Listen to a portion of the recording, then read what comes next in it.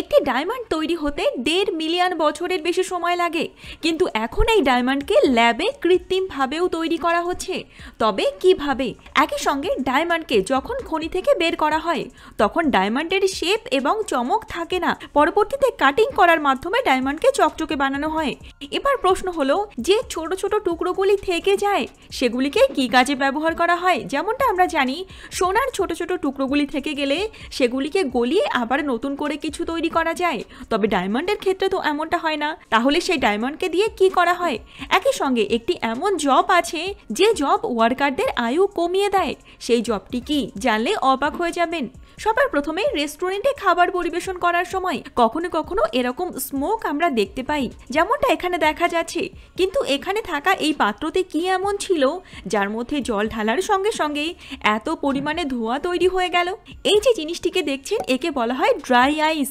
তবে এটি কিন্তু বরফ নয়, বাংলাতে এর নাম শুষ্ক বরফ, কিন্তু এটি বাস্তবে বরফের মতো দেখতে হয়ে থাকে। তবে এটি গলে গেলে জল হয় না, বরং ধোঁয়াতে পরিণত হয়ে উড়ে যায়। এটি হলো বাস্তবে কার্বন ডাই অক্সাইড, যেটি -78 ডিগ্রি সেলসিয়াস তাপমাত্রাতে জমে গিয়ে কঠিন হয়ে গেছে, যেখানে বরফে থাকে হাইড্রোজেন আর অক্সিজেন।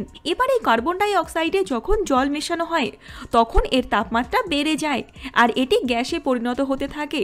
তবে এই দৃশ্যটি দেখতে বেশ সুন্দর দেখায়। এজন্য এই ড্রাই আইসকে স্পেশাল ওকেশন পারপাস ব্যবহার করা হয় স্মোক তৈরির জন্য। সাথে এখানে দেখুন, একজন ব্যক্তি নিজের হাতকে জল ভর্তি এই জারের মধ্যে দেয়, তখনই তার হাত জমতে শুরু করে দেয়। কিন্তু এমনটা কেন? এটি এমন একটি লিকুইড যার মধ্যে যে কোনো জিনিস দেওয়ার সঙ্গে সঙ্গে সেটি বরফে পরিণত হয়ে যায়। তবে এই বরফ কিন্তু ঠান্ডা হয় না, আর বাস্তবে এটি বরফও নয়, বরং বরফের মতো দেখতে হয়ে থাকে। ইনস্ট্যান্ট আইস বলা হয় এগুলিকে। এদিকে কেউ চাইলে নিজেও তৈরি করতে পারে। এজন্য 450 গ্রাম বেকিং সোডার প্রয়োজন পড়ে, আর সঙ্গে লাগে 500 ml ভিনিগার। এই দুটিকে একসঙ্গে মিশিয়ে 1.5 ঘন্টার জন্য রেখে দিতে হয়। এরপর এর মধ্যে 100 ml জল দিয়ে গরম করতে হয়। এক সময়তে এই মিশ্রণ এরকম ভাবে জলের মতো হয়ে গেলে এটিকে পাত্রে ঢেলে রাখতে হয় ঠান্ডা হওয়ার জন্য। আর সম্পূর্ণ ঠান্ডা হয়ে যাওয়া মানে এটি ইনস্ট্যান্ট আইসের জন্য রেডি হয়ে যাওয়া। বাস্তবে বর্তমানে এটি সোডিয়াম অ্যাসিডেট হয়ে গেছে। এর মধ্যে যাই দেওয়া হোক না কেন সেটি বরফের মতো হয়ে যায়। এরপর আঙুর থেকে ওয়াইন কিভাবে তৈরি করা হয়? সঙ্গে নর্মাল সাইজের এরকম 1 বোতল ওয়াইন তৈরিতে কতটা আঙুরের প্রয়োজন পড়ে? এজন্য সবার প্রথমে ক্ষেত থেকে ভালো মানের আঙুর নিয়ে আসতে হয়, আর তারপর এগুলিকে পায়ের সাহায্যে কখনো কখনো মেশিনের সাহায্যে পিষে নেওয়া হয়। এরপর এর মধ্যে থাকা জুস বের করে নেওয়া হয়। তারপর এই জুসকে ফ্রেগমেন্টেশনের জন্য রেখে দেওয়া হয়। এরপর এর মধ্যে প্রয়োজন মতো অ্যালকোহল মেশায় ওয়ার্কাররা, আর কিছু সময় পর পর এই মিশ্রণকে তারা মেশাতে থাকে। তারপর সমস্ত কাজ হয়ে গেলে এই জুসকে এয়ারটাইট পাত্রে 1 থেকে 1.5 বছরের জন্য রেখে দেওয়া হয়। তারপর 1.5 বছর পর গিয়ে এই জুস রেডি হয়ে যায় পান করার জন্য, আর এরপর এগুলিকে ফ্যাক্টরিতে পাঠিয়ে দেওয়া হয়। আর এই ওয়াইন তৈরির টেকনিকও অনেকটা পুরনো। ইংল্যান্ডের জর্জিয়াতে এখনও এরকম পুরনো পদ্ধতিতে ওয়াইন তৈরি করা হয়। আর এরকম একটি 1 লিটারের ওয়াইনের বোতলের জন্য 1 কেজি 250 গ্রাম থেকে 1 কেজি 300 গ্রাম পর্যন্ত আঙুর লাগে। আর রেড ওয়াইন তৈরিতে এরকম লাল আঙুরের প্রয়োজন পড়ে। এরপর এখানে একজন ব্যক্তি সমতল জায়গায় পাথর ছুঁড়ছে, যেমনটা আপনি দেখতে পাচ্ছেন, আর পাথরটি সঙ্গে সঙ্গে ডুবে যাচ্ছে। কিন্তু এমনটা কেন?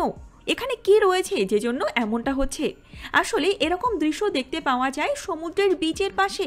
এখানে যদি না বুঝে কেউ পা রাখে তাহলে সে নিজের বিপদকে নিজে ডেকে নিয়ে আসবে। কারণ এখানে দেখা যাচ্ছে একজন ব্যক্তি পাথর ছোড়ার সঙ্গে সঙ্গেই সেই পাথর ডুবে যাচ্ছে। আর এখানেও এই একই দৃশ্য সামনে আসছে।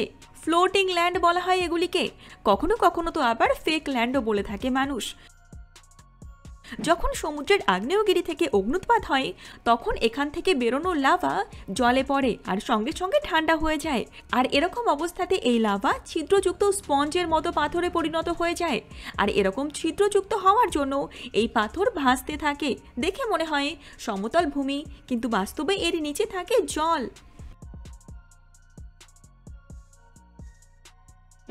এরপর একটি এমন জব যে জব ওয়ার্কারদের আয়ু কমিয়ে দেয়, সেই জবটি হলো এই জবটি সালফার মাইনিং বলা হয়। এই জবকে সালফারের ব্যবহার হয় মূলত ব্যাটারি তৈরিতে, সঙ্গে ওষুধ তৈরিতে ব্যবহার করা হয়। আর এই সালফার মাইনিংয়ের কাজ করা ওয়ার্কারেরা 50 বছর পর্যন্ত জীবিত থাকতে পারে। বেশিরভাগ ক্ষেত্রে এমনটাই হয়, কখনো কখনো তো এর থেকে কমও দেখা গেছে, কারণ এরপর এনাদের মধ্যে এমন কোনো রোগ তৈরি হয়ে যায় যা এনাদের মৃত্যুর সঙ্গেই শেষ হয়। আর এই সালফার মাইনিং বেশিরভাগ সময় ভলক্যানোর আশেপাশে করা হয়। এখানে সালফারের মাত্রা বেশি হওয়ার জন্য মানুষ সঠিকভাবে শ্বাস নিতে পারে না, আর এনাদের ফুসফুসে বিষাক্ত গ্যাস ভর্তি হয়ে যায়। এজন্য এখানে কাজ করা ওয়ার্কারদের আয়ু ধীরে ধীরে কমে যেতে থাকে। এবার রয়েছে ডায়মন্ড। ডায়মন্ডকে যখন খনি থেকে বের করা হয় তখন ডায়মন্ডের শেপ এবং চমক কোনোটাই থাকে না, যে ডায়মন্ড দিয়ে কোনো রকমভাবে গয়না তৈরি করা যাবে না। এই জন্য এই ডায়মন্ডকে গয়নাতে বসানোর আগে সঠিকভাবে কাটিং করতে হয়, যেন সেই ডায়মন্ড চকচকে পাথরে পরিণত হয়। এরকম সময় ডায়মন্ডের অনেক ছোট ছোট টুকরো থেকে যায়, যেগুলিকে দিয়ে কোনো গয়না তৈরি করা যাবে না। তাহলে এই টুকরোগুলিকে কী কাজে ব্যবহার করা হয়? যেখানে সোনার গয়না তৈরি করার সময় যে অংশ থেকে যায় সেগুলিকে গলিয়ে নিয়ে আবারও গয়না তৈরি করা সম্ভব। আসলে এই ডায়মন্ডকে যখন কাটিং করা হয় তখন যে টুকরোগুলি বেঁচে যায় সেই টুকরোগুলিকে রেখে দেওয়া হয়। যদি কোনো ধনী ব্যক্তি যারা চান তাদের মোবাইল ফোনের কভারকে ডায়মন্ড দিয়ে মুড়ে দিতে, তারা এই ডায়মন্ডকে কিনে নেয়। আর কখনো কখনো কিছু মানুষ তো এমনও থাকে যারা চায় তাদের সম্পূর্ণ গাড়িকে ডায়মন্ড দিয়ে মুড়ে নিতে, তারা এই ডায়মন্ডকে কিনে নেয়।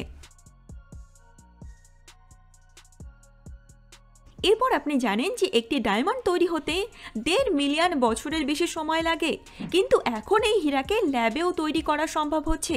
তবে কিভাবে, চলুন জানি। সাধারণত আর্টিফিশিয়ালি ডায়মন্ড বানানোর জন্য বেশ কিছু প্রসিডিওর থাকে, যেগুলিকে ফলো করতে পারলে ডায়মন্ড তৈরি করা সম্ভব। এজন্য সবার প্রথমে লাগে আনঅ্যাডাল্টারেটেড কার্বন, যেটাকে ডায়মন্ড সিডও বলা হয়। এটিকে লেজারের সাহায্যে সবার প্রথমে পরিষ্কার করে নেওয়া হয়, আর তারপর এগুলিকে টুকরো টুকরো করে কেটে নেওয়া হয়। এরপর এই টুকরোগুলিকে কৃত্রিম উপায়ে একটি বিশেষ পদ্ধতিতে হাই প্রেশার এবং হাই টেম্পারেচারে রাখা হয়। যেরকমভাবে চাপে এবং তাপে আসল হীরা তৈরি হয়, সেরকমভাবে এখানেও অত্যাধিক চাপ এবং অত্যাধিক তাপ পায় এই ডায়মন্ড সিড। আর এর মধ্যে হাইড্রোজেন গ্যাস আর সঙ্গে মিথেন গ্যাস ছেড়ে দেওয়া হয়, যার অণুগুলি ডায়মন্ড সিডে আটকে যেতে থাকে।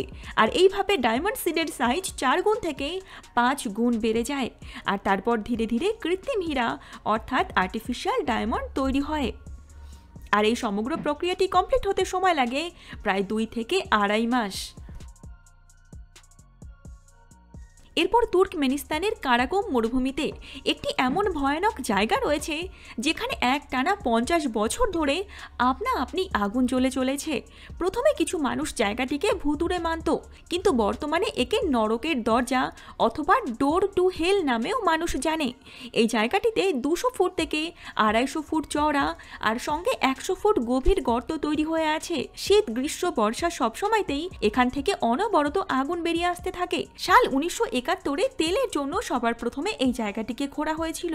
খুঁড়তে খুঁড়তে জায়গাটি হঠাৎ নিচের দিকে ধসে যায় আপনা আপনি, আর তখনই 100 ফুট গভীর গর্ত তৈরি হয়ে যায়। সাথে এই গর্ত থেকে আপনা আপনি মিথেন গ্যাস বেরিয়ে আসতে থাকে। এই গ্যাস বাতাসে ছড়িয়ে গিয়ে আশেপাশের মানুষদের ক্ষতি না করে, এজন্য কিছু মানুষ এখানে আগুন লাগিয়ে দেয়। তারা ভেবেছিল এই আগুন কিছু সময় পর নিভে যাবে, কিন্তু এভাবেই একটু একটু করে 1 ঘন্টা 2 ঘন্টা থেকে শুরু করে 1 দিন 2 দিন, আর তারপর এভাবে 50 বছর হয়ে গেছে, এখনও একই রকমভাবে আগুন জ্বলে চলেছে। যে সমস্ত কোম্পানি মোবাইল ফোন তৈরি করে তাদের মতে 99% মানুষ ভুল পদ্ধতিতে তাদের মোবাইল ফোন চার্জ দেয়, কারণ বেশিরভাগ মানুষ মনে করে ফোন বন্ধ করে চার্জ দিলে দ্রুত ফোন চার্জ হয়ে যায়। তবে এটি সম্পূর্ণ ভুল ধারণা। বর্তমানে মার্কেটে ফাস্ট চার্জার এসে গেছে, যে চার্জার দিয়ে চার্জ দেওয়ার সময় যদি ফোন বন্ধ করে দেওয়া হয় তাহলে মোবাইল ফোন স্লো চার্জ হবে, অথচ যদি অন থাকে তাহলে সঠিকভাবে সফটওয়্যার ইউজ করে দ্রুত চার্জ হবে মোবাইল ফোন। এজন্য ফোন বন্ধ করার বদলে এরোপ্লেন মুড অন করে চার্জে দিলে ফোন তাড়াতাড়ি চার্জ হয়ে যাবে, সঙ্গে ব্যাটারির কোনো ক্ষতিও হবে না। আর এই ধরনের মোটা কভারের জন্য ফোনের ব্যাটারি অনেক সময় খারাপ হওয়ার চান্স থাকে, কারণ বেশিরভাগ ক্ষেত্রে যখন ফোন চার্জে দেওয়া হয় তখন ফোনের টেম্পারেচার বেড়ে যায়, আর এরকম কভারের জন্য এই তাপ বাইরে বেরোতে পারে না। সবার শেষে এই জায়গাটি, এটি এমন জায়গা যে জায়গা থেকে বুদ্ধিমান মানুষেরা দূরে থাকতে পছন্দ করে। এই জায়গাটি হলো পেরুতে থাকা এই ক্যাপসুল হোটেল। এই হোটেলগুলির নাম স্কাই লজ অ্যাডভেঞ্চার সুইটস। এখানে রাত কাটানো কিছু মানুষের কাছে স্বপ্ন হলেও বেশিরভাগ মানুষের কাছে তা দুঃস্বপ্ন। এখানে থাকতে সেই সমস্ত মানুষ পছন্দ করে যারা বিপদকে সঙ্গে নিয়ে চলতে ভালোবাসে। শুধুমাত্র কিছু তারের সাহায্যে পাহাড়ের গায়ে ঝুলতে থাকে এই ক্যাপসুল আকৃতির রুমগুলি। এই রুমে থাকার অভিজ্ঞতা উপলব্ধি করার জন্য 400 ফুট উঁচু পাহাড়ে চড়তে হয়, তবেই এখানে যাওয়া সম্ভব। আর যারা এখানে গেছে তাদের মতে এখান থেকে অসাধারণ ভিউ দেখতে পাওয়া যায়, আর সঙ্গে রোমাঞ্চকর অভিজ্ঞতা তো থাকেই।